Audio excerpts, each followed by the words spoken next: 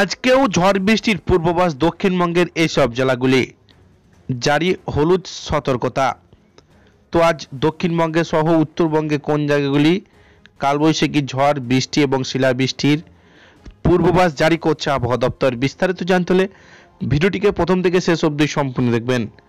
ভালো লাগলে একটি লাইক করবেন। এই ধরনের খবরগুলি পাওয়ার জন্য চ্যানেলটিকে সাবস্ক্রাইব করে আমাদের সঙ্গে থাকবেন। তো চলুন এক নজরে দেখে নেওয়া যাক।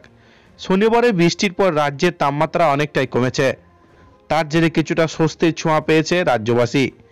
আবহাওয়া দপ্তর সূত্রে পূর্বাভাস, রাজ্যে বিভিন্ন জেলায় বৃষ্টির পূর্বাভাস রয়েছে।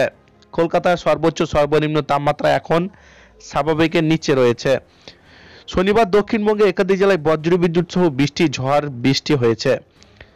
ঝাড়গ্রাম, পূর্ব মেদিনীপুর, পশ্চিম মেদিনীপুর, বাঁকুড়া, পুরুলিয়া, বর্ধমান, হুগলি এবং হাওড়া জেলার বিভিন্ন এলাকায় বৃষ্টি হয়েছে।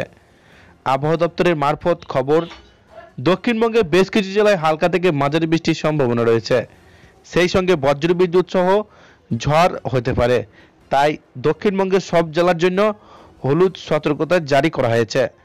সোমবার পূর্ব মেদিনীপুর এবং দক্ষিণ 24 পরগনা জেলায় হালকা বৃষ্টি হতে পারে, তবে মঙ্গলবার থেকে তাপমাত্রায় কিছু পরিবর্তন হবে, বৃষ্টির পরিমাণ কমতে শুরু করবে। দক্ষিণবঙ্গের মতো রবিবার উত্তরবঙ্গের সব জেলাতেই বৃষ্টির জন্য হলুদ সতর্কতা জারি করা হয়েছে। মালদা, দক্ষিণ দিনাজপুর, কালিম্পং, আলিপুরদুয়ার জেলায় বজ্রবিদ্যুৎ সহ ঝড় বৃষ্টি এবং শিলাবৃষ্টিও হতে পারে।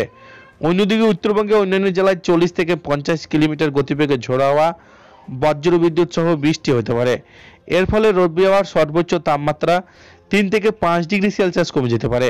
তবে সোম থেকে উত্তরবঙ্গের জেলাগুলিতে বৃষ্টির সম্ভাবনা নেই। আবহাওয়া দপ্তর ধীরে ধীরে পরিষ্কারভাবে শুরু করবে আকাশ। স্বাভাবিকভাবে রবিবার রাজ্যের দক্ষিণ উত্তরবঙ্গের বেশ কিছু জেলায় ঝড় বৃষ্টি, বজ্রবিদ্যুৎ সহ তাপমাত্রা পতন ঘটবে।